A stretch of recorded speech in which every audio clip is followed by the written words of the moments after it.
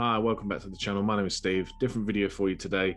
These are 5 NXT superstars who shouldn't go to main roster while Vince McMahon's in charge. Let's go. Just a disclaimer for the start of the video as well.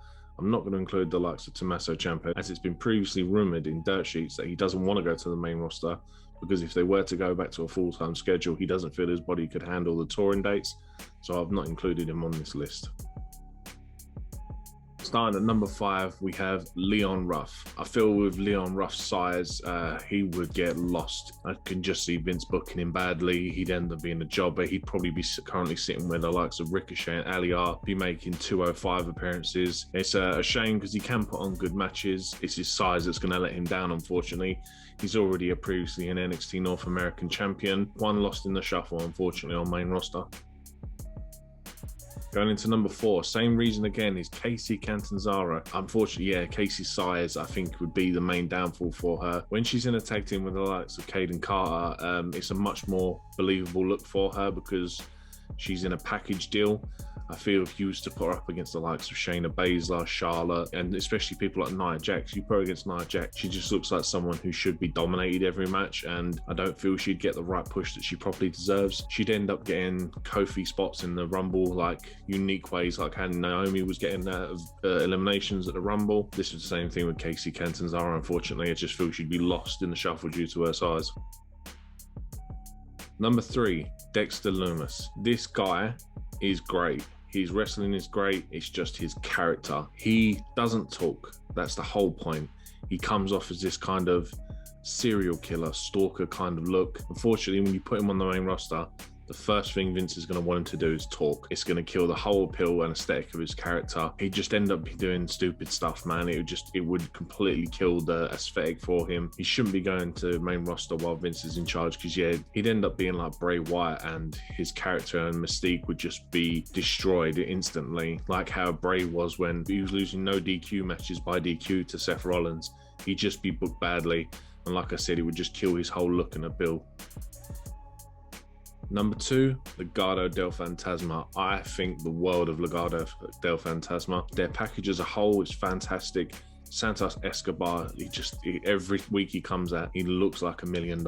He could be a top heel champion in NXT. He just, everything about him is great. Mendoza and Wild as well as a package for him. These 3 on NXT are just unbelievable. But unfortunately, if you put them on main roster, they're just going to end up like the likes of Lucha House Party, and they're just going to end up as jobbers completely. Escobar would probably end up being a lot like Andrade. He'd probably get some sort of mid-card title run, like a US or an Intercontinental Championship. For some reason, Vince just has this thing about Mexican wrestlers. For some reason, he just doesn't put them over as high as they should be. Andrade should have been a lot higher than what he was in the company.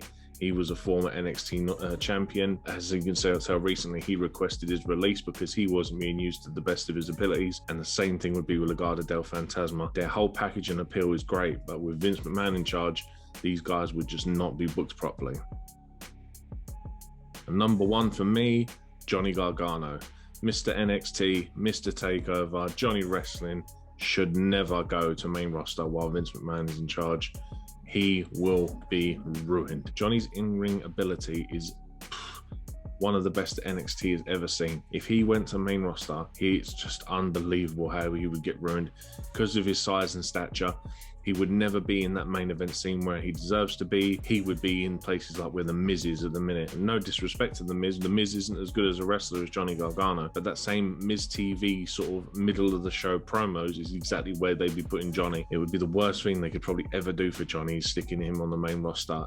He deserves to stay on NXT for as long as he possibly can. So, if Triple H is ever going to take over on the main roster and take over creative booking, then fine. Johnny could be a natural replacement for Daniel Bryan. Johnny has the ability to become one of the most natural baby faces in the company. He could get that natural face reaction just like Daniel Bryan did all those years ago. Without crowds at the minute, it would be a waste of time because, again, they're pumping in this audio. They're telling you who to boo. They're telling you who to cheer. It really would just be a waste of time. But yeah, Johnny Gargano for me, number 1. He could be the replacement for Daniel Bryan. If Daniel Bryan is going into a part-time career now, only doing 4 or 5 matches a year at certain pay-per-views, Johnny Gargano has all the potential in the world. But yeah, the work Johnny's doing at the minute on NXT He's one of the best characters at the minute. Just keep him there. Don't move him at all. He's one of the top guys in NXT, and he will be as long as he stays on the NXT. But I say, if you move him to Raw or SmackDown, he's just going to get ruined. And that's it for the video. If you enjoyed, please leave a like. Drop a comment down below on the 5 wrestlers you think shouldn't go to NXT currently while Vince McMahon is currently booking it. Subscribe, and I'll catch you in the next one.